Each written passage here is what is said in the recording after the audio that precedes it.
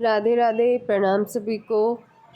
वसुदेव सुतं देवं कंसचाणूरमर्दनं देवकी परमानंदं कृष्णं वंदे जगद्गुरुं। श्री कृष्णं वंदे जगद्गुरुं। कल श्लोक 67 तक की चर्चा हो गई थी। अब आगे 68वां श्लोक आज से, और आज लगभग पूरा हो जाएगा दूसरा अध्याय। नारायण नारायण नारायण। अयुक्त पुरुष की निश्चयात्मिकता बुद्धि को क्यों नहीं होती, इसका हेतु तो पुरुष लोक में बता दिया। अब जो युक्त होता है उसकी स्थिति का वर्णन करने के लिए आगे का श्लोक कहते हैं। तस्माद्यस्य महाबाहो निगृहीतानि सर्वशः इंद्रियाणि इंद्रियार्थेभ्यः तस्य प्रज्ञा प्रतिष्ठिता। इसलिए हे महाबाहो, जिस मनुष्य की इंद्रियों के विषयों से सर्वथा वश में की हुई है उसकी बुद्धि स्थिर है। व्याख्या। तस्माद्यस्य प्रज्ञा प्रतिष्ठिता।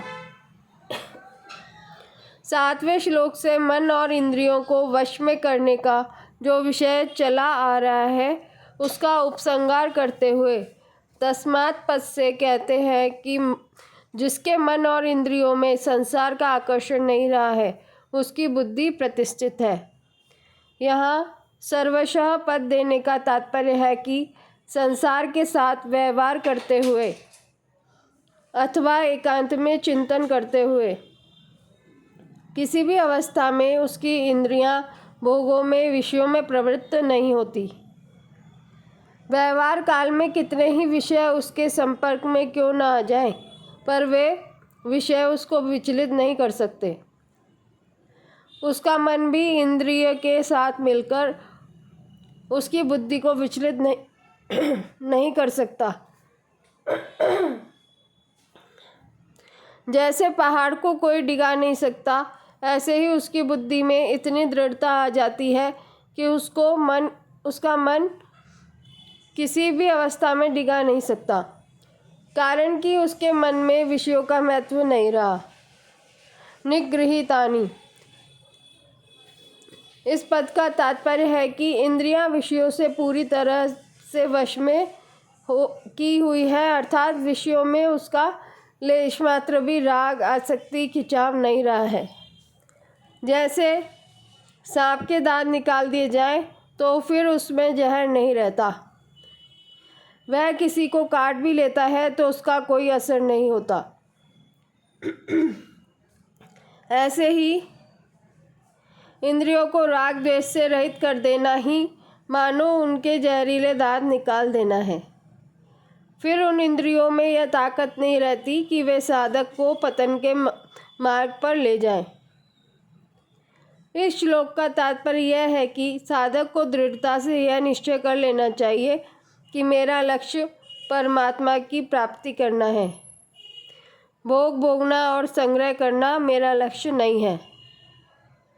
अगर ऐसी सावधानी साधक में निरंतर बनी रहे तो उसकी बुद्धि स्थिर हो जाएगी। जिसकी इंद्रियां सर्वथा वश में है उसमें और साधारण मनुष्यों में क्या अंतर है, इसे आगे के श्लोक में बताते हैं। या निशा सर्वभूतानां तस्यां जागृति संयमी यस्यां जागृति भूतानि सा निशा पश्यतो मुने। संपूर्ण प्राणियों की जो रात परमात्मा से विमुखता है उसमें संयमी मनुष्य जागता है, और जिसमें सब प्राणी जागते हैं, भोग और संग्रह में लगे रहते हैं, वह तत्व को जानने वाले मुनि की दृष्टि में रात है। व्याख्या। या निशा सर्वभूतानां, जिनकी इंद्रियां और मन वश में नहीं है, जो भोगों में आसक्त हैं, वे सब परमात्मा तत्व की तरफ सोए हुए हैं। परमात्मा क्या है, तत्व ज्ञान क्या है, हम दुख क्यों पा रहे हैं, संताप जलन क्यों हो रही है, हम जो कुछ कर रहे हैं उसका परिणाम क्या होगा, इस तरफ बिल्कुल न देखना ही उनकी रात है, उनके लिए बिल्कुल अंधेरा है। यहाँ भूतानाम कहने का तात्पर्य है कि जैसे पशु पक्षी आदि दिन भर खाने पीने में ही लगे रहते हैं, ऐसे ही जो मनुष्य रात दिन खाने पीने में, सुख आराम में, भोगों और संग्रह में, धन कमाने में लगे हुए हैं, उन मनुष्यों की गणना भी पशु पक्षी आदि में ही है। कारण कि परमात्म तत्व से विमुख रहने में पशु पक्षी आदि में और मनुष्यों में कोई अंतर नहीं है। दोनों ही परमात्म तत्व की तरफ सोए हुए हैं। हाँ, अगर कोई अंतर है तो वह इतना है कि पशु पक्षी आदि में विवेक शक्ति इतनी जागृत नहीं है, इसलिए वे खाने पीने आदि में ही लगे रहते हैं, और मनुष्यों में भगवान की कृपा से वह विवेक शक्ति जागृत है, जिससे वह अपना कल्याण कर सकता है, प्राणी मात्र की सेवा कर सकता है, परमात्मा की प्राप्ति कर सकता है। परंतु उस विवेक शक्ति का दुरुपयोग करके मनुष्य पदार्थों का संग्रह करने में एवं उनका भोग करने में लग जाते हैं, जिससे वे संसार के लिए पशुओं से भी अधिक दुखदायी हो जाते हैं। कारण कि पशु पक्षी तो बेचारे जितने से पेट भर जाए उतना ही खाते हैं, संग्रह नहीं करते, परंतु मनुष्य को कहीं भी जो कुछ पदार्थ आदि मिल जाता है वह उसके काम में आए चाहे ना आए, उसका तो वह संग्रह कर ही लेता है और दूसरों के काम में आने में बाधा डाल देता है। तस्याम जागृति संयमी। मनुष्यों की जो रात है अर्थात परमात्मा की तरफ से, अपने कल्याण की तरफ से जो विमुखता है, उसमें संयमी मनुष्य जागता है, जिसने इंद्रियों और मन को वश में किया है, जो भोग और संग्रह में आसक्त नहीं है, जिसका ध्येय केवल परमात्मा है, वह संयमी मनुष्य है। परमात्मा तत्व को, अपने स्वरूप को और संसार को यथार्थ रूप से जानना ही उसका रात में जागना है। यस्याम जागृति भूतानि। जो भोग और संग्रह में बड़े सावधान रहते हैं, एक एक पैसे का हिसाब रखते हैं, जमीन के एक एक इंच का ख्याल रखते हैं, जितने रुपए अधिकार में आ जाए वे चाहे न्यायपूर्वक हो अथवा अन्यायपूर्वक, उसमें वे बड़े खुश होते हैं कि इतनी पूंजी तो हमने ले ही ली, इतना लाभ तो हमें हो ही गया। इस तरह वे सांसारिक क्षणभंगुर भोगों को बटोरने में और आदर सत्कार, मान बढ़ाई आदि प्राप्त करने में ही लगे रहते हैं, उनमें बड़े सावधान रहते हैं। यही उन लोगों का जागना है। सा निशा पश्यतो मुने। जिन सांसारिक पदार्थों का भोग और संग्रह करने में मनुष्य अपने को बड़ा बुद्धिमान, चतुर मानता है और उसी में राजी होता है, संसार और परमात्मा तत्व को जानने वाले मननशील संयमी मनुष्य की दृष्टि में वह सब रात के समान है, बिल्कुल अंधेरा है। जैसे बच्चे खेलते हैं तो वे कंकड़ पत्थर, कांच के लाल पीले टुकड़ों को लेकर आपस में लड़ते हैं। अगर वह मिल जाता है तो राजी हो जाते हैं कि मैंने बहुत बड़ा लाभ उठा लिया, और अगर वह नहीं मिलता तो दुखी हो जाते हैं कि मेरी बड़ी भारी हानि हो गई। परंतु जिसके मन में कंकड़ पत्थर आदि का महत्व नहीं है, ऐसा समझदार व्यक्ति समझता है कि इन कंकड़ पत्थरों के मिलने से क्या लाभ हुआ और न मिलने से क्या हानि हुई। इन बच्चों को अगर कंकड़ पत्थर मिल भी जाएंगे तो ये कब तक उनके साथ रहेंगे। इसी तरह भोग और संग्रह में लगे हुए मनुष्य भोगों के लिए लड़ाई झगड़ा, झूठ कपट, बेईमानी आदि करते हैं और उनको प्राप्त करके राजी होते हैं, खुशी मनाते हैं कि हमने बहुत लाभ ले लिया। परंतु संसार को और परमात्मा तत्व को जानने वाला मननशील संयमी मनुष्य साफ देखता है कि भोग मिल गए, आदर सत्कार हो गया, सुख आराम हो गया, खा पी लिया, खूब श्रृंगार कर लिया, तो क्या हो गया? इसमें मनुष्यों को क्या मिला? इनमें से इनके साथ क्या चलेगा? ये कब तक इन भोगों को साथ में रखेंगे? इन भोगों से होने वाली वृत्ति कितने दिन तक ठहरेगी? इस तरह उसकी दृष्टि में प्राणियों का जागना रात के समान है।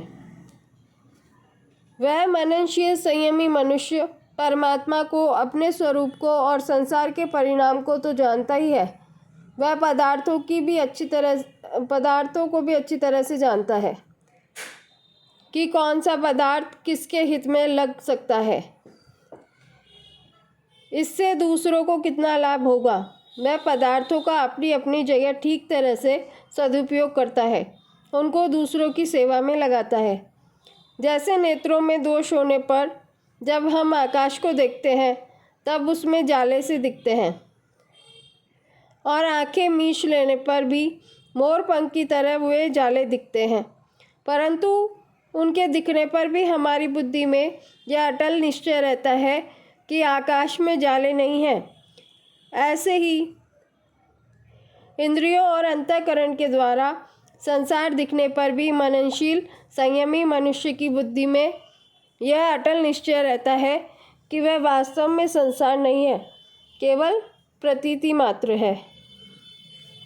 परिशिष्ट भाव। सांसारिक मनुष्य रात दिन भोग और संग्रह में ही लगे रहते हैं, उनको ही महत्ता देते हैं। सांसारिक कार्यों में बड़े सावधान और निपुण होते हैं, तरह तरह के कला कौशल सीखते हैं, तरह तरह के आविष्कार करते हैं, लौकिक वस्तुओं की प्राप्ति में ही अपनी उन्नति मानते हैं, सांसारिक वस्तुओं को बड़ी महिमा गाते हैं, सदा जीवित रहकर सुख भोगने के लिए बड़ी बड़ी तपस्या करते हैं, देवताओं की उपासना करते हैं, मंत्र जप करते हैं, आदि आदि।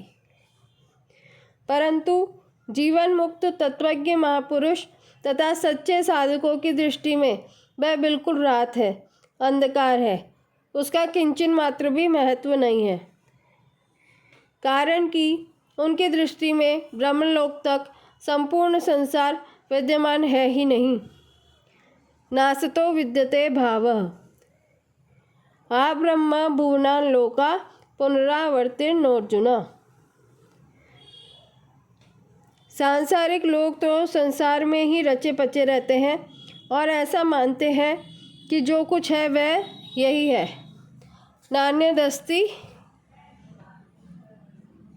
नान्यदस्ति इति वादिनः कामोपभोग परमा एता वदति निश्चिता। पारमार्थिक विषय में उनकी बुद्धि जाती ही नहीं, परंतु पारमार्थिक साधक पारमार्थिक विषय के साथ साथ संसार को भी जानते हैं, इसलिए उनके लिए पश्चाताप पद दिया है। संसारी लोग तो केवल रात ही देखते हैं, दिन को देखते ही नहीं, पर योगी दिन को भी देखता है और रात को भी, यह दोनों में फर्क है। उदाहरणार्थ, बालक ने केवल बालकपन ही देखा है, जवानी नहीं, पर वृद्ध पुरुष ने वृद्धावस्था के साथ साथ बालकपना भी देखा है और जवानी भी। रुपए रखने वाला व्यक्ति रुपयों के त्याग को नहीं जानता, पर रुपयों का त्याग करने वाला रुपयों के संग्रह को भी जानता है और त्याग को भी जानता है। यह सिद्धांत है कि संसार में लगा हुआ मनुष्य संसार को नहीं जान सकता। संसार से अलग होकर भी वह संसार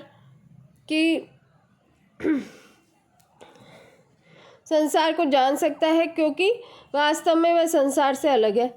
इसी तरह परमात्मा के साथ एक होकर ही मनुष्य परमात्मा को जान सकता है, क्योंकि वास्तव में मैं परमात्मा के साथ एक है।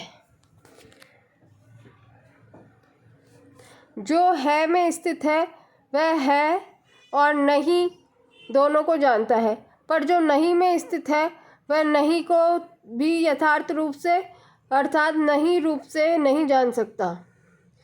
फिर वह है को तो कैसे जानेगा? नहीं जान सकता। उसमें जानने की सामर्थ्य ही नहीं है को जानने वाला तो नहीं को मानने वाले के साथ विरोध नहीं होता, पर नहीं को मानने वाले का है को जानने वाले के साथ विरोध होता है। मननशील संयमी मनुष्य को संसार रात की तरह दिखता है। इस पर यह प्रश्न उठता है कि क्या वह सांसारिक पदार्थों के संपर्क में आता ही नहीं? अगर नहीं आता तो उसका जीवन निर्वाह कैसे होता है, और अगर आता है तो उसकी स्थिति कैसे रहती है? इन बातों का विवेचन करने के लिए आगे का श्लोक कहते हैं। आपूर्यमाणमचल प्रतिष्ठम समुद्रमापः प्रविशन्ति यद्वत् तद्वत् कामायं प्रविशन्ति सर्वै स शान्तिमाप्नोति न कामकामी। जैसे संपूर्ण नदियों का जल चारों ओर से जल द्वारा परिपूर्ण समुद्र में आकर मिलता है, पर समुद्र अपनी मर्यादा में अचल स्थित रहता है, ऐसे ही संपूर्ण भोग पदार्थ जिस संयमी मनुष्य को विकार उत्पन्न किए बिना ही प्राप्त होते हैं, वही मनुष्य परम शांति को प्राप्त होता है, भोगों की कामना में नहीं। व्याख्या। आपूर्यमाणमचल प्रतिष्ठम समुद्रमापः प्रविशन्ति यद्वत्। वर्षा काल में नदियों और नदों का जल बहुत बढ़ जाता है, कई नदियों में बाढ़ आ जाती है, परंतु जब वह जल चारों ओर से जल द्वारा परिपूर्ण समुद्र में आकर मिलता है, तब समुद्र बढ़ता नहीं, अपनी मर्यादा में ही रहता है।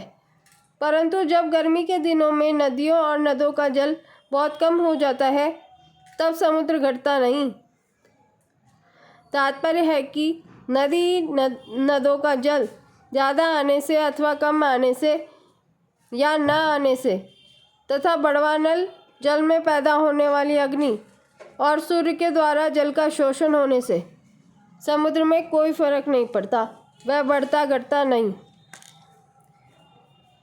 उसको नदी नदों के जल की अपेक्षा नहीं रहती, वह तो सदा सर्वदा ज्यों का त्यों ही परिपूर्ण रहता है और अपनी मर्यादा का कभी त्याग नहीं करता। तद्वत् कामा यम प्रविशन्ति सर्वे स शान्तिमाप्नोति। ऐसे ही संसार के संपूर्ण भोग उस परमात्म तत्व को जानने वाले संयमी मनुष्य को प्राप्त होते हैं, उसके सामने आते हैं, पर वे उसके कहे जाने वाले शरीर और अंतःकरण में सुख दुख रूप विकार पैदा नहीं कर सकते। अतः वह परम शांति को प्राप्त होता है। उसकी जो शांति है वह परमात्मा तत्व के कारण से है, भोग पदार्थों के कारण से नहीं। यहाँ जो समुद्र और नदियों के जल का दृष्टांत दिया गया है, वह स्थित प्रज्ञ संयमी मनुष्य के विषय में पूरा नहीं घटता। कारण कि समुद्र और नदियों के जल में तो सजातीयता है, अर्थात जो जल समुद्र में भरा हुआ है उसी जाति का जल नद और नदियों में भरा हुआ है, और नद नदियों से जो जल आता है उसी जाति का जल समुद्र में भरा हुआ है। परंतु स्थित प्रज्ञ और सांसारिक भोग पदार्थों में इतना फर्क है कि इसको समझाने के लिए रात दिन आकाश पाताल का दृष्टांत भी नहीं बैठ सकता। कारण कि स्थित प्रज्ञ मनुष्य जिस तत्व में स्थित है वह तत्व चेतन है, नित्य है, सत्य है, असीम है, अनंत है, और सांसारिक भोग पदार्थ जड़ है, अनित्य है, असत है, सीमित है और अंत वाले हैं। दूसरा अंतर यह है कि समुद्र में तो नदियों का जल पहुँचता है, पर स्थित प्रज्ञ जिस तत्व में स्थित है वहाँ वे सांसारिक भोग पदार्थ पहुँचते ही नहीं। प्रत्युत केवल उसके कहे जाने वाले शरीर अंतःकरण तक ही पहुँचते हैं। अतः समुद्र का दृष्टांत केवल उसके कहे जाने वाले शरीर और अंतःकरण की स्थिति को बताने के लिए दिया गया है। उसके वास्तविक स्वरूप को बताने वाला कोई दृष्टांत नहीं है। न कामकामी, जिनके मन में भोग पदार्थों की कामना है, जो पदार्थों को ही महत्व देते हैं, जिनकी दृष्टि पदार्थों की तरफ ही है, उनको कितने ही सांसारिक भोग पदार्थ मिल जाए तो भी उनकी तृप्ति नहीं हो सकती। उनकी कामना, जलन, संताप नहीं मिट सकते, तो फिर उनको शांति कैसे मिल सकती है? कारण कि चेतन स्वरूप की तृप्ति जड़ पदार्थों से हो ही नहीं सकती। परिशिष्ट भाव, अपनी कामना के कारण ही यह संसार जड़ दिखता है। वास्तव में तो यह चिन्मय परमात्मा है। वासुदेवः सर्वम सद सच्चा हम अर्जुन। अतः जब मनुष्य कामना रहित हो जाता है तब उससे सभी वस्तुएं प्रसन्न हो जाती हैं। वस्तुओं के प्रसन्न होने की पहचान यह है कि उस निष्काम महापुरुष के पास आवश्यक वस्तुएं अपने आप आने लगती है। उसके पास आकर सफल होने के लिए वस्तुएं लालायित रहती है, परंतु कामना न रहने के कारण वस्तुओं के प्राप्त होने पर अथवा न होने पर भी उसके भीतर कोई विकार उत्पन्न नहीं होता। उसकी दृष्टि में वस्तुओं का कोई मूल्य महत्व है ही नहीं। इसके विपरीत कामना वाले मनुष्य को वस्तुएं प्राप्त हो अथवा न हो, उसके भीतर सदा अशांति बनी रहती है। अब आगे के श्लोक में स्थित प्रज्ञ कैसे चलता है, इस प्रश्न के उत्तर का उपसंहार करते हैं। विहाय कामान् यः सर्वान् पुमांश्चरति निःस्पृहः निर्ममो निरहंकारः स शान्तिमधिगच्छति। जो मनुष्य संपूर्ण कामनाओं का त्याग करके स्पृहा रहित, ममता रहित और अहमता रहित होकर आचरण करता है, वह शांति को प्राप्त होता है। व्याख्या, विहाय कामान्य सर्वान् पुमांश्चरति निःस्पृहः। अप्राप्त वस्तु की इच्छा का नाम कामना है। स्थित प्रज्ञ महापुरुष संपूर्ण कामनाओं का त्याग कर देता है।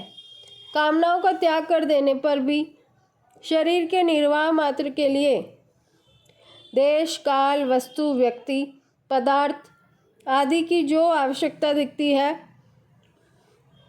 अर्थात जीवन निर्वाह के लिए प्राप्त और अप्राप्त वस्तु आदि की जो जरूरत दिखती है, उसका नाम स्पृहा है। स्थित प्रज्ञ पुरुष इस स्पृहा का भी त्याग कर देता है। कारण कि जिसके लिए शरीर मिला था और जिसकी आवश्यकता थी, उस तत्व की प्राप्ति हो गई, वह आवश्यकता पूरी हो गई। अब शरीर रहे चाहे न रहे, शरीर निर्वाह हो चाहे ना हो, इस तरफ वह बेपरवाह रहता है। यही उसका निष्क्रिय होना है। निष्क्रिय होने का अर्थ यह नहीं है कि वह निर्वाह की वस्तुओं का सेवन करता ही नहीं। वह निर्वाह की वस्तुओं का सेवन भी करता है, पथ्य कुपथ्य का भी ध्यान रखता है, अर्थात पहले साधनावस्था में शरीर आदि के साथ जैसा व्यवहार करता था, वैसा ही व्यवहार अब भी करता है। परंतु शरीर बना रहे तो अच्छा है, जीवन निर्वाह की वस्तुएं मिलती रहे तो अच्छा है, ऐसी उसके भीतर कोई परवाह नहीं होती। इसी अध्याय के 55वें श्लोक में प्रजहाति यदा कामान् सर्वान् पदों से कामना त्याग की जो बात कही थी, वही बात यहाँ विहाय कामान्य सर्वान् पदों से कही गई है। इसका तात्पर्य है कि कर्मयोग में संपूर्ण कामनाओं का त्याग किए बिना कोई स्थित प्रज्ञ नहीं हो सकता, क्योंकि कामनाओं के कारण ही संसार के साथ संबंध जुड़ा हुआ है। कामनाओं का सर्वथा त्याग करने पर संसार के साथ संबंध रह ही नहीं सकता। निर्ममः। स्थित प्रज्ञ महापुरुष ममता का सर्वथा त्याग कर देता है। मनुष्य जिन वस्तुओं को अपनी मानता है वे वास्तव में अपनी नहीं है, प्रत्युत संसार से मिली हुई है। मिली हुई वस्तु को अपनी मानना भूल है। यह भूल मिट जाने पर स्थित प्रज्ञ वस्तु, व्यक्ति, पदार्थ, शरीर, इंद्रियां आदि में समता रहित हो जाता है। निरहंकार। यह शरीर मैं ही हूँ, इस तरह शरीर से तादात्म्य मानना अहंकार है। स्थित प्रज्ञ में यह अहंकार नहीं रहता। शरीर, इंद्रियां, मन, बुद्धि आदि सभी किसी प्रकाश में दिखते हैं और जो मैंपन है उसका भी किसी प्रकाश में भान होता है। अतः प्रकाश की दृष्टि से शरीर, इंद्रियां, मन, बुद्धि, अहमता, मैंपन ये सभी दृश्य हैं। दृष्टा दृश्य से अलग होता है, यह नियम है।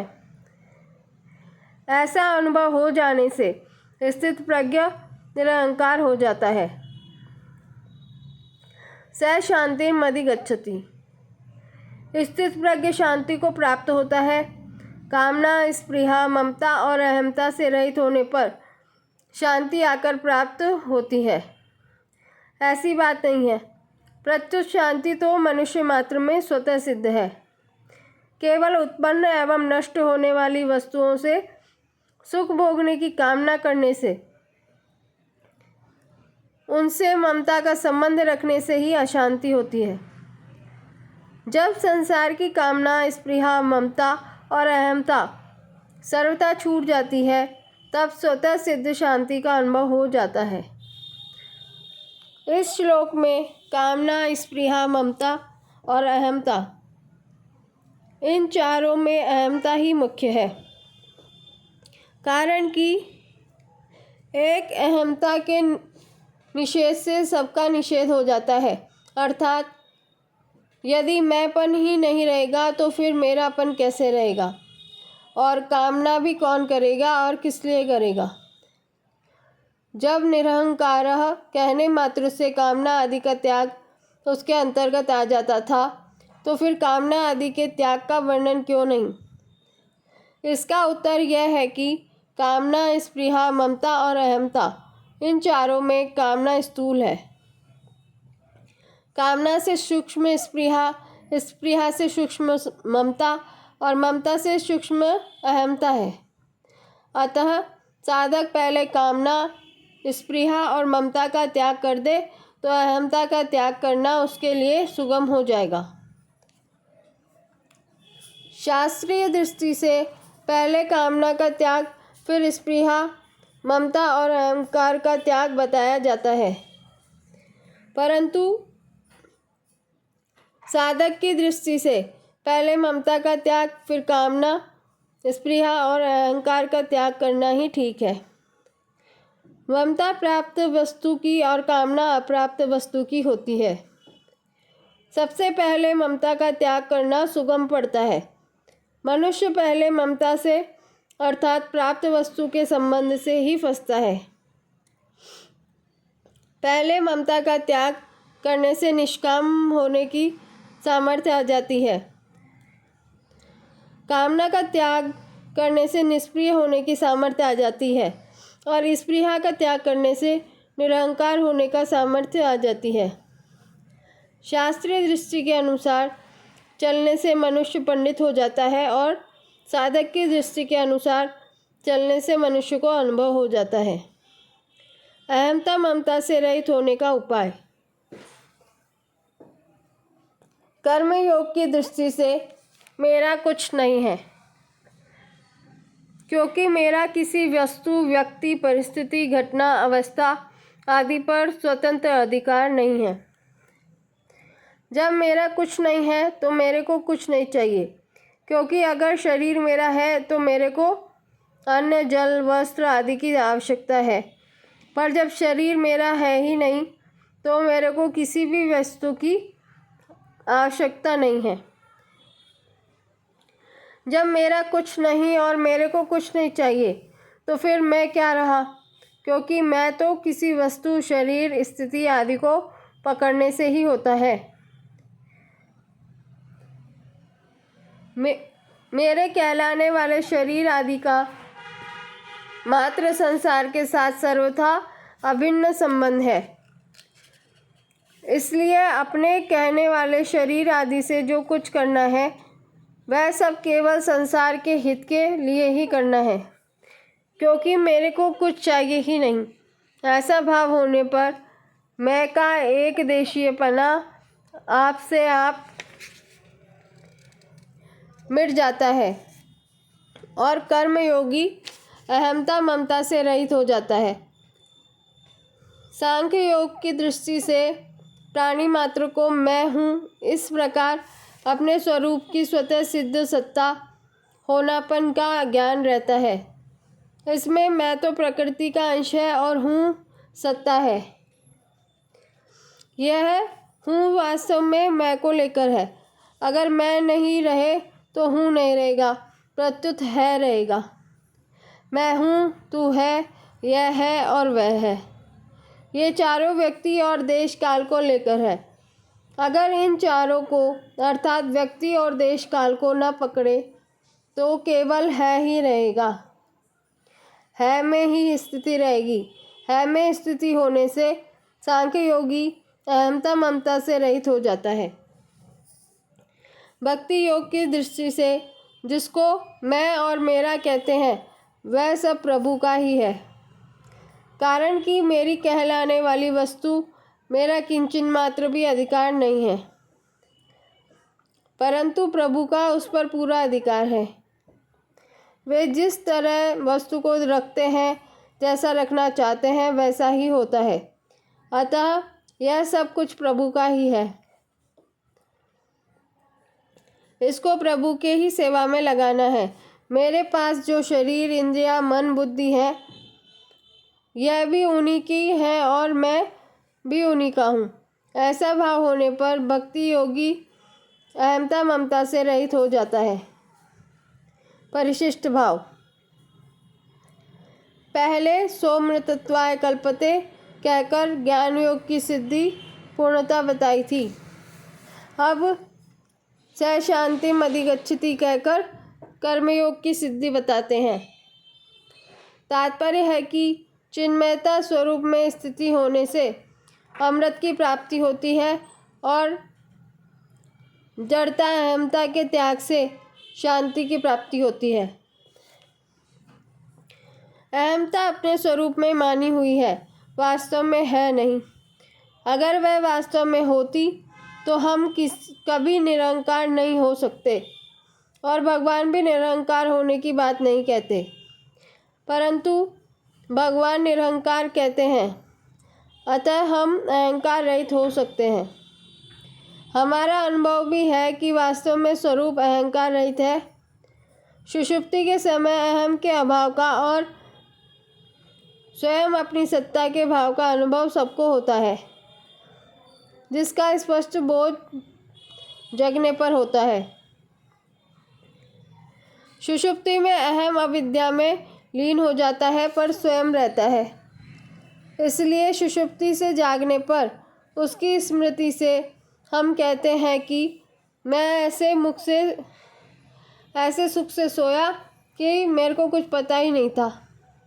इस स्मृति से सिद्ध होता है कि सुख का अनुभव करने वाला और कुछ पता नहीं था, यह कहने वाला तो था ही नहीं, तो सुख का अनुभव किसको हुआ और कुछ पता नहीं था, यह बात किसने जानी।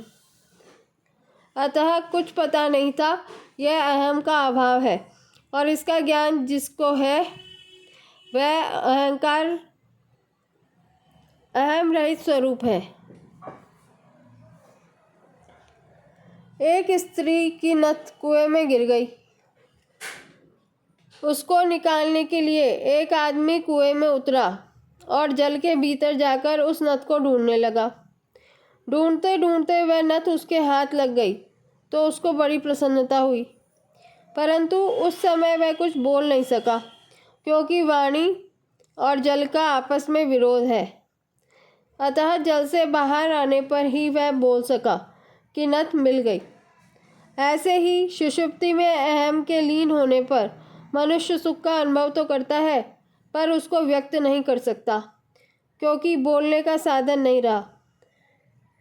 सुषुप्ति से जागने पर ही उसको सुषुप्ति के सुख की स्मृति होती है। स्मृति अनुभवजन्य होती है। अनुभवजन्यम ज्ञानम स्मृति। इस प्रकार सुषुप्ति में अहम के अभाव का अनुभव तो सबको होता है, पर अपने अभाव का अनुभव किसी को भी कभी नहीं होता। अहंकार हमारे बिना ही नहीं रह सकता, पर हम स्वयं अहंकार के बिना रह सकते हैं और रहते ही हैं। हमारा स्वरूप चिन्मय सत्ता मात्र है। इस नित्य सत्ता को किसी की अपेक्षा नहीं है, पर सत्ता की अपेक्षा सबको है। अगर हम अहम से अलग न होते, अहंकार रूप ही होते, तो सुषुप्ति में अहंकार के लीन होने पर हम भी नहीं रहते। अतः अहंकार के बिना भी हमारा होनापन सिद्ध होता है। जागृत और स्वप्न में अहम प्रकट रहता है और सुषुप्ति में अहम लीन हो जाता है, पर हम स्वयं निरंतर रहते हैं। जो प्रकट और लीन नहीं होता, वही हमारा स्वरूप है। कामना का त्याग होने पर भी शरीर निर्वाह मात्र के लिए कुछ न कुछ वस्तु, व्यक्ति, पदार्थ आदि की आवश्यकता रह जाती है, जिसको स्पृहा कहते हैं। स्थित प्रज्ञ महापुरुष में शरीर निर्वाह मात्र की आवश्यकता का तो कहना ही क्या, शरीर की भी आवश्यकता नहीं रहती। कारण कि शरीर की आवश्यकता ही मनुष्य को पराधीन बनाती है। आवश्यकता तभी पैदा होती है जब मनुष्य उस वस्तु को स्वीकार कर लेता है जो अपनी नहीं है। कर्मयोगी किसी भी वस्तु को अपनी और अपने लिए नहीं मानता, प्रत्युत संसार की और संसार के लिए ही मानता है। इसलिए उसको किसी भी वस्तु की आवश्यकता नहीं रहती।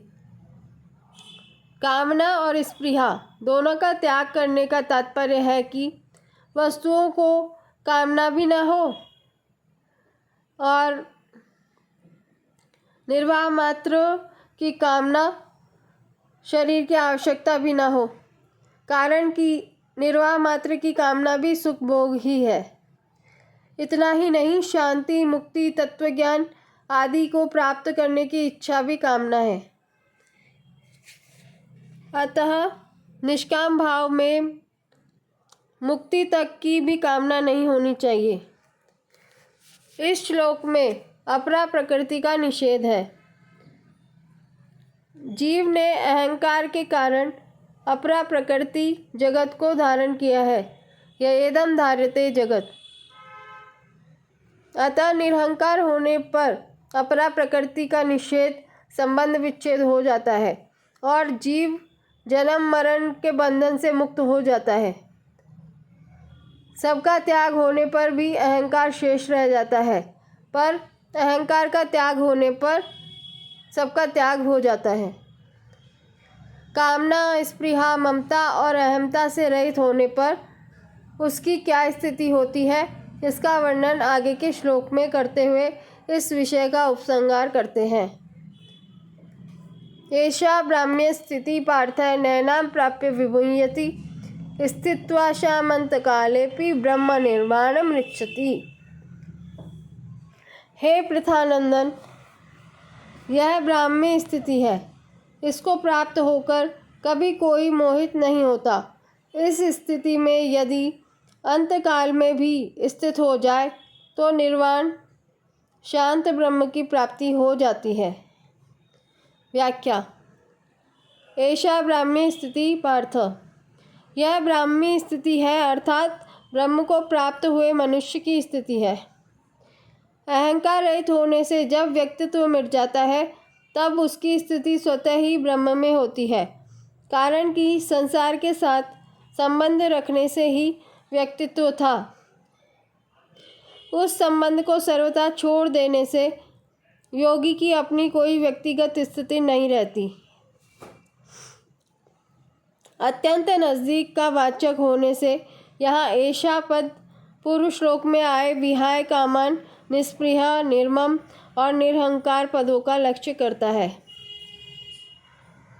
भगवान के मुख से तेरी बुद्धि जब मोह कलिल और श्रुति विप्रतिपत्ति से तर जाएगी तब तू योग को प्राप्त हो जाएगा।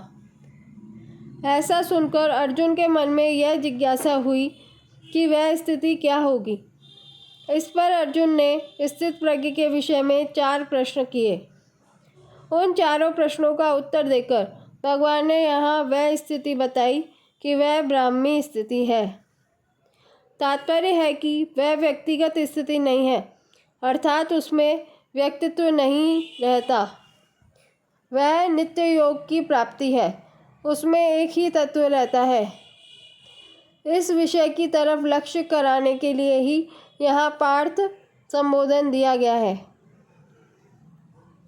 नैनम प्राप्य विमुह्यति।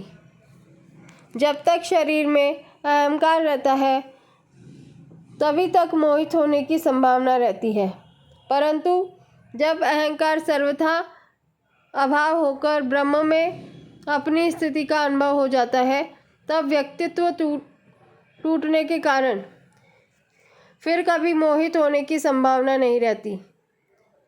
सत और असत को ठीक तरह से न जानना ही मोह है। तात्पर्य है कि स्वयं सत होते हुए भी असत के साथ अपनी एकता मानते रहना ही मोह है। जब साधक असत को ठीक तरह से जान लेता है तब असत से उसका संबंध विच्छेद हो जाता है और सत में अपनी वास्तविक स्थिति का अनुभव हो जाता है। इस स्थिति का अनुभव होने पर फिर कभी मोह नहीं होता। स्थित्वा शामंत कालेपि ब्रह्म निर्वाणम इच्छति। यह मनुष्य शरीर केवल परमात्मा प्राप्ति के लिए ही मिला है। इसलिए भगवान ने हमें यह मौका दिया है कि साधारण से साधारण और पापी से पापी व्यक्ति ही क्यों न हो, अगर वह अंतकाल में भी अपनी स्थिति परमात्मा में कर ले अर्थात जड़ता से अपना संबंध विच्छेद कर ले तो उसे भी निर्वाण शांत ब्रह्म की प्राप्ति हो जाएगी। वह जन्म मरण से मुक्त हो जाएगा। ऐसी ही बात भगवान ने 7वें अध्याय के 30वें श्लोक में कही है कि अधिभूत, अधिदैव और अधियज्ञ एक भगवान ही है। ऐसा प्रयाण काल में भी मेरे को जो जान लेते हैं वे मेरे को यथार्थ रूप से जान लेते हैं, अर्थात मेरे को प्राप्त हो जाते हैं।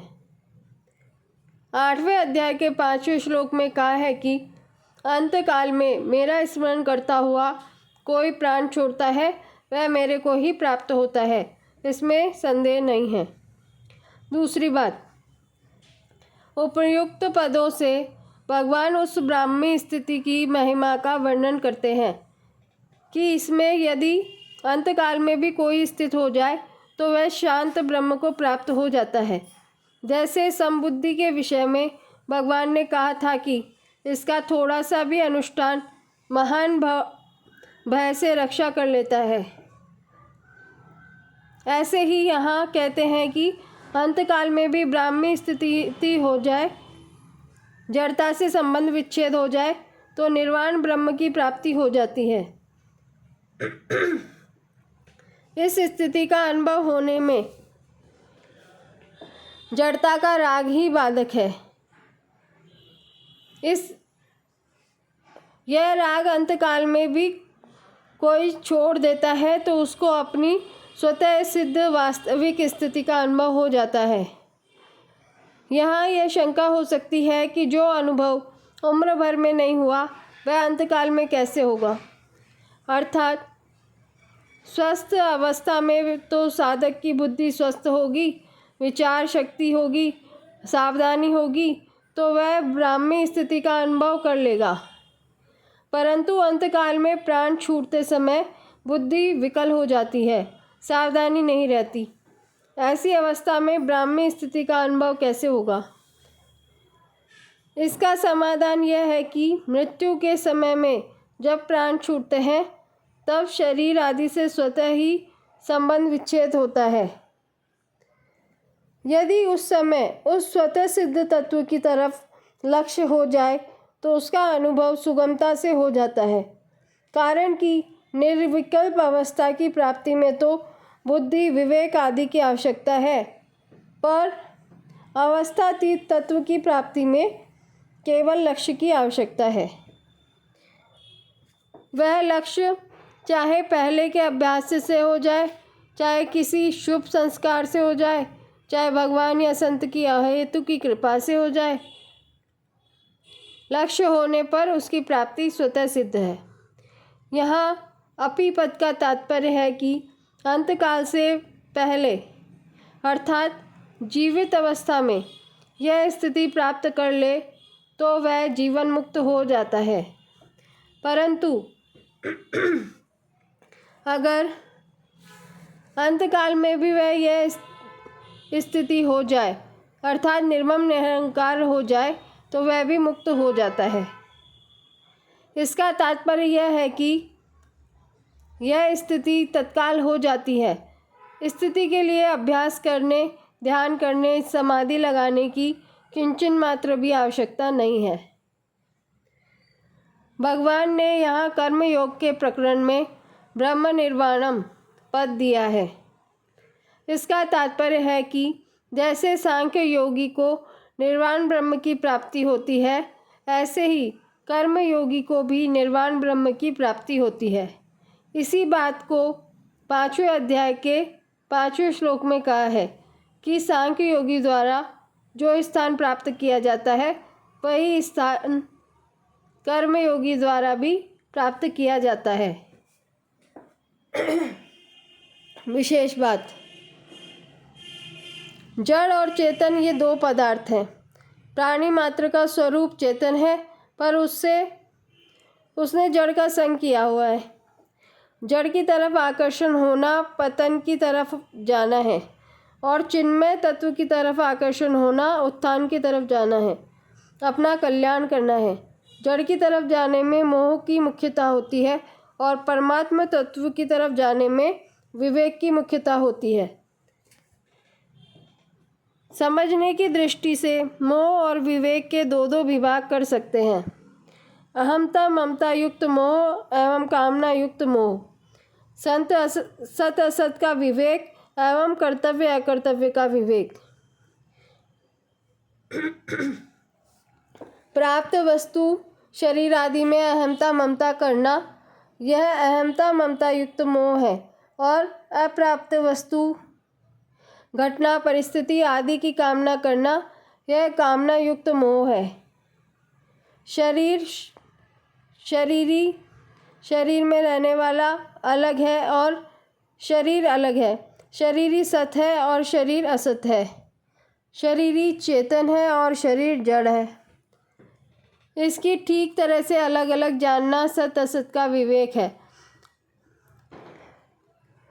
और कर्तव्य क्या है, अकर्तव्य क्या है, धर्म क्या है, अधर्म क्या है, इसको ठीक तरह से समझकर उसके अनुसार कर्तव्य करना और अकर्तव्य का त्याग करना कर्तव्य अकर्तव्य का विवेक है। पहले अध्याय में अर्जुन को 2 प्रकार का मोह हो गया था, जिसमें प्राणी मात्र फंसे हुए हैं। अहमता को लेकर हम दोषों को जानने वाले धर्मात्मा हैं और ममता को लेकर ये कुटुंबी मर जाएंगे। यह अहमता ममता युक्त मोह हुआ।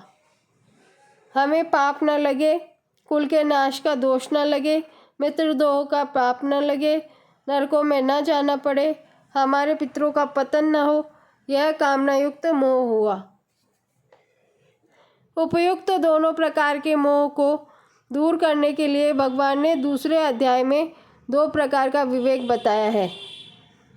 शरीरी शरीर का, सत असत विवेक का और कर्तव्य अकर्तव्य विवेक का। शरीर का विवेक बताते हुए भगवान ने कहा है कि मैं, तू और ये राजा पहले नहीं थे, यह बात भी नहीं है और आगे भी नहीं रहेंगे, यह बात भी नहीं है। अर्थात हम सभी पहले भी थे और आगे भी रहेंगे, तथा ये शरीर पहले भी नहीं थे और आगे भी नहीं रहेंगे, तथा बीच में भी प्रतिक्षण बदल रहे थे। जैसे शरीर में कुमार, युवा और वृद्धावस्था ये अवस्थाएं बदलती है, और जैसे मनुष्य पुराने वस्त्रों को छोड़कर नए वस्त्र धारण करता है, ऐसे ही जीव पहले शरीर को छोड़कर दूसरा शरीर धारण करता है। यह तो अकाट्य नियम है, इसमें चिंता की, शोक की बात ही क्या है। कर्तव्य अकर्तव्य विवेक बताते हुए भगवान ने कहा है कि क्षत्रिय के लिए युद्ध से बढ़कर कोई धर्म नहीं है। अनायास प्राप्त हुआ युद्ध स्वर्ग प्राप्ति का खुला दरवाजा है। तू युद्ध रूप स्वधर्म का पालन नहीं करेगा तो तुझे पाप लगेगा। यदि तू जय पराजय, लाभ हानि और सुख दुख को समान करके युद्ध करेगा तो तुझे पाप नहीं लगेगा। तेरा तो कर्तव्य कर्म करने का ही अधिकार है, फल में कभी नहीं। तू कर्म का हेतु भी मत बन और कर्म न करने की भी तेरी आसक्ति न हो।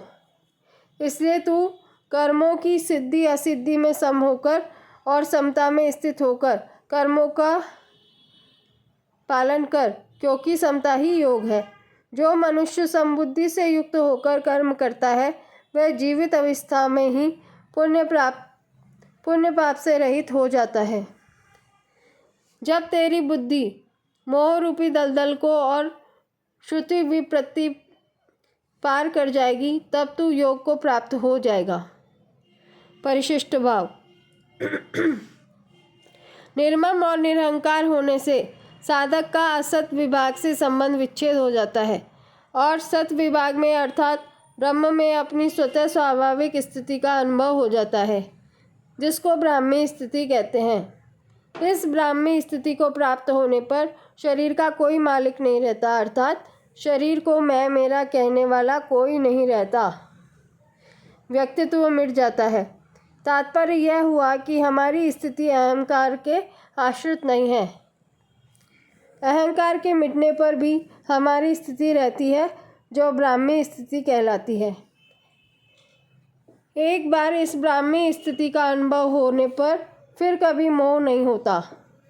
अगर अंतकाल में भी मनुष्य निर्मम निरहंकार होकर ब्राह्मी स्थिति का अनुभव कर ले तो उसको तत्काल निर्वाण ब्रह्म की प्राप्ति हो जाती है। निर्मम निरहंकार होने से ब्रह्म की प्राप्ति तत्वज्ञान हो जाता है। फिर मनुष्य ममता रहित, कामना रहित और कर्तृत्व रहित हो जाता है। कारण कि जीव ने अहम के कारण ही जगत को धारण किया है। अहंकार विमूढ़ात्मा कर्ता अहम इति मन्यते। जीवभूता महाबाहो येदम धार्यते जगत। यदि वह अहम का त्याग कर दे तो फिर जगत नहीं रहेगा। ब्रह्म की प्राप्ति होने पर अगर भक्ति के संस्कार हों तो समग्र परमात्मा की प्राप्ति स्वतः हो जाती है, क्योंकि समग्र परमात्मा ब्रह्म की प्रतिष्ठा है। मेरा कुछ नहीं है, इसको स्वीकार करने से मनुष्य निर्मम हो जाता है। मेरे को कुछ नहीं चाहिए, इसको स्वीकार करने से मनुष्य निष्काम हो जाता है। मेरे को अपने लिए कुछ नहीं करना है, इसको स्वीकार करने से मनुष्य निरहंकार हो जाता है। ओम तत्सदिति श्रीमद् भगवद गीता सुपनिषत्सु ब्रह्म विद्यायां योगशास्त्रे श्री कृष्ण अर्जुन संवादे सांख्य योगो नाम द्वितीयोऽध्याय। इस प्रकार ओम तत्सत इन भगवान के नामों के साथ उच्चारण पूर्वक ब्रह्म विद्या और योग शास्त्र में श्रीमद् भगवद गीतोपनिषद रूप श्री कृष्ण अर्जुन संवाद में सांख्य योग नामक दूसरा अध्याय पूर्ण हुआ। कर्मयोग, सांख्य योग, भक्ति योग आदि सभी साधनों में विवेक की बड़ी आवश्यकता है। सांख्य योग में इस विवेक की मुख्यता है और सांख्य योग से ही भगवान ने अपना उपदेश आरंभ किया है। अतः इस अध्याय का नाम सांख्य योग रखा गया है। दूसरे अध्याय के पद, अक्षर और उवाच। पहला, इस अध्याय में अथ द्वितीयो अध्याय के 3 संजय उवाच श्री भगवान उवाच आदि पदों के 14 श्लोकों के 957 और पुष्पिका के 13 पद हैं। इस प्रकार संपूर्ण पदों का योग 987 है। दूसरा, इस अध्याय में अथ द्वितीयो अध्याय के 7 संजय उवाच श्री भगवान उवाच आदि पदों के 45 श्लोकों के 2403 और पुष्पिका के 45 अक्षर हैं। इस प्रकार संपूर्ण अक्षरों का योग 2500 है। इस अध्याय के 72 श्लोकों में से 5वां, 7वां, 8वां, 20वां, 22वां और 70वां ये 6 श्लोक 44 अक्षरों के, छठा श्लोक 46 अक्षरों का और 29वां श्लोक 45 अक्षरों का है। शेष 64 श्लोक 32 अक्षरों के हैं। तीसरा, इस अध्याय के 7 उवाच हैं। 2 संजय उवाच, 3 श्री भगवान उवाच और 2 अर्जुन उवाच। दूसरे अध्याय में प्रयुक्त छंद। इस अध्याय के 72 श्लोकों में से 5वां, 6वां, 7वां, 8वां, 20वां, 22वां, 19वां और 70वां 19वां नहीं 29वां और 70वां ये 8 श्लोक उपजाति छंद वाले हैं। दूसरे अध्याय में 52वें और 67वें श्लोक के प्रथम चरण में नगन प्रयुक्त होने से न विपुला, 12वें, 26वें और 32वें श्लोक के प्रथम चरण में तथा 61वें और 63वें श्लोक के तृतीय चरण में रगन प्रयुक्त होने से र विपुला, 36वें और 56वें श्लोक के प्रथम चरण में भगन प्रयुक्त होने से भय विपुला, 71वें श्लोक के प्रथम चरण में और 31वें श्लोक के तृतीय चरण में मगन प्रयुक्त होने से मैं विपुला, 46वें श्लोक के प्रथम चरण में सगन प्रयुक्त होने से स विपुला, 35वें श्लोक के प्रथम और तृतीय चरण में नगन प्रयुक्त होने से जाति पक्ष विपुला और 47वें श्लोक के प्रथम चरण में भगन तथा तृतीय चरण में नगन प्रयुक्त होने से संकीर्ण विपुला संज्ञा वाले छंद हैं। शेष 49 श्लोक ठीक पथ्यावक्त्र अनुष्टुप छंद के लक्षणों से युक्त हैं। तो इस प्रकार आज अपना दूसरा अध्याय पूर्ण हो गया ठाकुर जी की कृपा से, स्वामी जी महाराज की कृपा से। अब ये जो पुष्पिका के बाद जो भी व्याकरण संबंधी और ये जो पद अक्षर उवाच वगैरह का वर्णन है इसको सुनकर घबराना नहीं है। जितना समझ में आए अच्छा है, नहीं समझ में आए तो बस जहाँ तक अध्याय है अध्याय की पुष्पिका से पहले के श्लोक हैं 72वें श्लोक तक उस अर्थ को ही हमें समझना है। बाकी स्वामी जी महाराज का ज्ञान तो अथाह था, उसकी बराबरी तो अपन कर नहीं सकते। तो उन्होंने तो सब कुछ जितना उनको ज्ञान था जो बताना चाहते थे उन्होंने लिखा है यहाँ, और पूरा पुस्तक को अपन अध्ययन कर रहे हैं इसलिए अक्षर से पढ़ना आवश्यक है। इसी कारण ये व्याकरण संबंधी व्याख्या का यहाँ वर्णन किया जाता है। बाकी आपको डराने के लिए नहीं किया जाता, इसलिए निश्चिंत होकर आप केवल श्लोकों के अर्थ पे ही ध्यान दें। और दूसरा अध्याय पूर्ण हो गया, लगभग 2 महीने का समय होने वाला है या हो गया है शायद। राधाष्टमी से शुरू हुआ था साधक संजीवनी का, तो अभी तक केवल 80-81 लोग जुड़ पाए। तो आप लोग सब प्रयत्न कीजिए कि अधिक से अधिक संख्या में लोगों को जोड़ें, उनको ये सत्संग लाभ प्राप्त हो। गीता के प्रचार करने जैसा भगवान को प्रसन्न करने वाला और कोई काम है ही नहीं। इसलिए आप लोगों से प्रार्थना है कि अपने परिवारजनों को, सगे संबंधियों को, मित्रों को, सबको जोड़ें इससे। अब आगे मैंने तो कहा ही है कि अब एक बार शुरू किया है तो पूर्ण तो करना ही है 18 अध्याय तक। तो अभी तो केवल 2 अध्याय हुए हैं, बाकी 16 बाकी हैं अभी भी। तो रोज़ाना आगे से आगे सत्संग आपको मिलता रहे, इसलिए इस चैनल को आप सब्सक्राइब करें और सुनकर अगर अच्छा लगे तो इसको लाइक करें, लोगों तक शेयर करें, पहुंचाएं, जिससे और भी लोग इसका लाभ ले सकें। बाकी भाई जी की जो अमृतवाणी के वीडियोस आ रहे हैं उनका भी आप लाभ ले सकते हैं। सुबह शॉर्ट्स में आते हैं वो। और क्विज चल रही है, क्वेश्चन जिसमें गीता के आ रहे हैं। अभी तो पहले अध्याय के चल रहे हैं, पहले अध्याय के पूरे नहीं हुए तो दूसरे अध्याय में तो टाइम लगेगा, तो उसके भी उत्तर सब दें। और इसी प्रकार आप लोगों का आशीर्वाद बना रहे और आगे से आगे ये साधक संजीवनी चलती रहे, बीच में रुके नहीं, बस यही प्रार्थना है ठाकुर जी से। बाकी मैंने कल भी कहा था, चाहे 100 सुने, चाहे 1 सुने, चाहे 0 सुने, सुनाना मुझे पूरा है। ठाकुर जी कृपा करेंगे, और कोई नहीं सुनेगा तो ठाकुर जी हैं सुनने के लिए, स्वामी जी महाराज हैं। बाकी जैसी हरी इच्छा। अब आगे कल तीसरे अध्याय से अपन शुरू करेंगे, तो कल मिलते हैं। राधे राधे।